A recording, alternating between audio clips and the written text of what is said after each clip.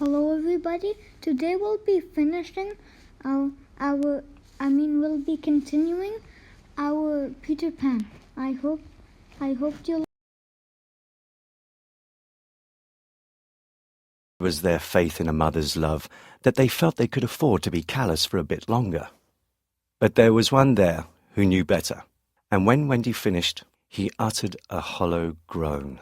"What is it, Peter?" she cried, running to him, thinking he was ill. She felt him solicitously lower down than his chest. "Where is it, Peter?" "It isn't that kind of pain," Peter replied darkly. "What kind is it?" "Wendy, you are wrong about mothers." They all gathered round him in a fright. So alarming was his agitation, and with a fine candour he told them what he had hitherto concealed. "Long ago," he said, "I thought like you that my mother would always keep the window open for me. So I stayed away for moons and moons and moons, and then flew back, but the window was barred, for Mother had forgotten all about me. And there was another little boy sleeping in my bed. I am not sure that this was true, but Peter thought it was true, and it scared them. Are you sure mothers are like that?" "Yes." So this was the truth about mothers. The toads.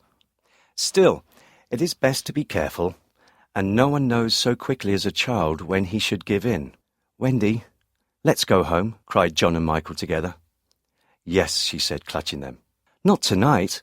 asked the lost boys, bewildered. They knew in what they called of their hearts that one can get on quite well without a mother, and that it is only the mothers who think you can't. "At once," Wendy replied resolutely, for the horrible thought had come to her. Perhaps Mother is in half-mourning by this time. This dread made her forgetful of what must be Peter's feelings, and she said to him rather sharply, "Peter, will you make the necessary arrangements?" "If you wish it," he replied, as coolly as if she had asked him to pass the nuts. Not so much as a "sorry to lose you" between them. If she did not mind the parting, he was going to show her, was Peter, that neither did he. The boys were gazing very forlornly at Wendy, now equipped with John and Michael for the journey. By this time they were dejected, not merely because they were about to lose her, but also because they felt she was going off to something nice to which they had not been invited. Novelty was beckoning to them as usual. Crediting them with a nobler feeling, Wendy melted. "Dear ones," she said, "if you will all come with me, I feel almost sure I can get my father and mother to adopt you." The invitation was meant especially for Peter, but each of the boys was thinking exclusively of himself, and at once they jumped with joy. "Peter, can we go?" they all cried imploringly. "All right," Peter replied with a bitter smile, and immediately they rushed to get their things. "Get your things, Peter," Wendy said, thinking she had put everything right. "No," he answered, pretending indifference. "I'm not going with you, Wendy." "Yes, Peter." "No." To show that her departure would leave him unmoved, he skipped up and down the room, playing gaily on his heartless pipes. She had to run about after him, though it was rather undignified. "To find your mother," she coaxed. Now, if Peter had ever quite had a mother, he no longer missed her. He could do very well without one. He had thought them out and remembered only their bad points. "No, no," he told Wendy decisively. "Perhaps you would say I was old and I just want always to be a little boy and to have fun. But Peter, no." And so the others had to be told. "Peter isn't coming." "Peter not coming?" They gazed blankly at him, their sticks over their backs, on each stick a bundle. Their first thought was that if Peter was not going, he had probably changed his mind about letting them go. But he was far too proud for that. "If you find your mothers," he said darkly, "I hope you will like them." The awful cynicism of this made an uncomfortable impression, and most of them began to look rather doubtful. After all, their faces said, were they not noodles to want to go?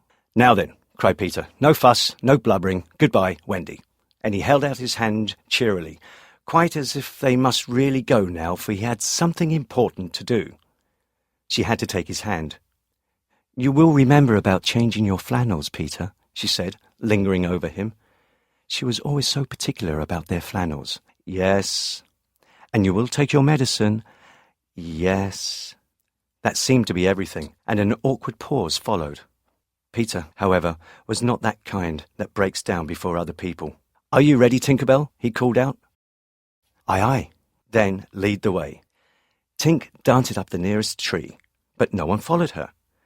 For it was at this moment that the pirates made their dreadful attack upon the Redskins. Above, where all had been so still, the air was rent with shrieks and the clash of steel. Below there was dead silence. Mouths opened and remained open. Wendy fell on her knees, but her arms were extended toward Peter.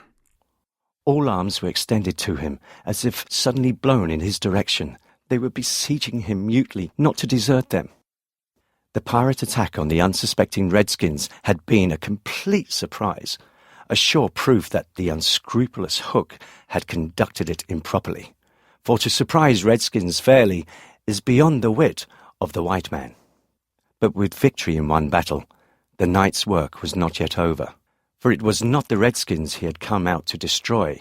They were but the bees to be smoked, so that he should get at the honey. It was Pan he wanted. Pan and Wendy and their band, but chiefly Pan. Peter was such a small boy that one tends to wonder at the man's hatred of him. True, he had flung Hook's arm to the crocodile, but even this and the increased insecurity of life to which it led owing to the crocodile's persistence hardly account for a vindictiveness so relentless and malignant. The truth is that there was something about Peter which goaded the pirate captain to frenzy. It was not his courage, it was not his engaging appearance, and it was not. There is no beating about the bush, for we know quite well what it was and have got to tell. It was Peter's cockiness. This had got on Hook's nerves. It made his iron claw twitch, and at night it disturbed him like an insect. While Peter lived, the tortured man felt that he was a lion in a cage into which a sparrow had come. The question now was how to get down the trees to their underground home, or how to get his dogs down. He ran his greedy eyes over them, searching for the thinnest ones. They wriggled uncomfortably, for they hesitate to ram them down with poles. In the meantime, what of the boys? We have seen them at the first clang of weapons, toned as if it were into stone figures, open-mouthed, all appealing with outstretched arms to Peter. And we return to them as their mouths close and their arms fall to their sides. The pandemonium above has ceased almost as suddenly as it arose, passed like a fierce gust of wind. But they know that in the passing it has determined their fate. Which side had won? The pirates, listening avidly at the mouths of the trees, heard the question put by every boy, and, alas, they also heard Peter's answer. If the Redskins have won, he said, they will beat the tom-tom. It is always their sign of victory. Now, Smee had found the tom-tom and was at that moment sitting on it. "You will never hear the tom-tom again," he muttered, but inaudibly, of course, for strict silence had been urged.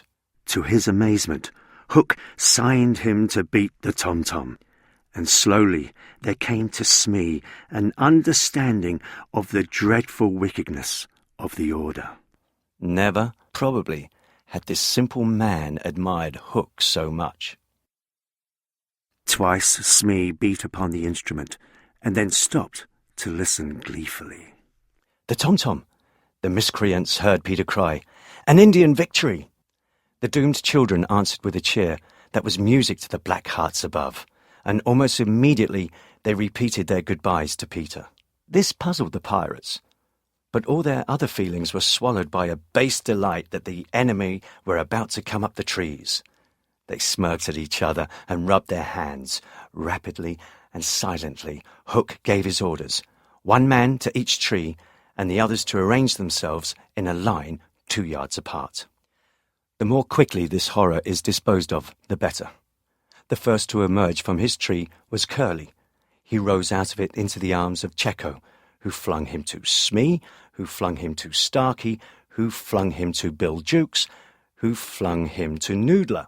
And so he was tossed from one to another till he fell at the feet of the black pirate. All the boys were plucked from their trees in this ruthless manner, and several of them were in the air at a time, like bales of goods flung from hand to hand. A different treatment was accorded to Wendy, who came last. With ironical politeness, Hook raised his hat to her and, offering her his arm, escorted her to the spot where the others were being gagged. He did this with such an air, he was so frightfully distinguished, that she was too fascinated to cry out. She was only a little girl. They were tied to prevent their flying away. Doubled up with their knees close to their ears, Hook then ordered that the captives be conveyed to the ship. Unaware of the tragedy being enacted above, Peter had continued for a little time after the children left to play gaily on his pipes, no doubt rather a forlorn attempt to prove to himself that he did not care. Then he decided not to take his medicine, so as to grieve Wendy. Then he lay down on the bed outside the coverlet, to vex her still more, for she had always tucked them inside it, because you never know that you may grow chilly at the turn of the night. Then he nearly cried, but it struck him how indignant she would be if he laughed instead, so he laughed a haughty laugh and fell asleep in the middle of it. Peter slept on. The light guttered and went out, leaving the tenement in darkness, but still he slept. It must have been not less than 10 o'clock by the crocodile, when he suddenly sat up in his bed, wakened by he knew not what. It was a soft, cautious tapping on the door of his tree. Soft and cautious, but in that stillness it was sinister. Peter felt for his dagger till his hand gripped it. Then he spoke. "Who is that?" For long there was no answer. Then again the knock. "Who are you?" No answer. He was thrilled, and he loved being thrilled. In 2 strides he reached the door. "I won't open unless you speak," Peter cried. Then at last the visitor spoke, in a lovely bell-like voice. "Let me in, Peter." It was Tink, and quickly he unbarred to her. She flew in excitedly, her face flushed and her dress stained with mud. "What is it?"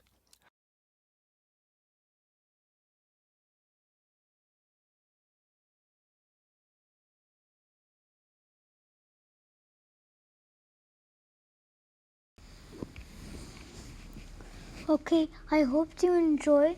Like and subscribe, and goodbye.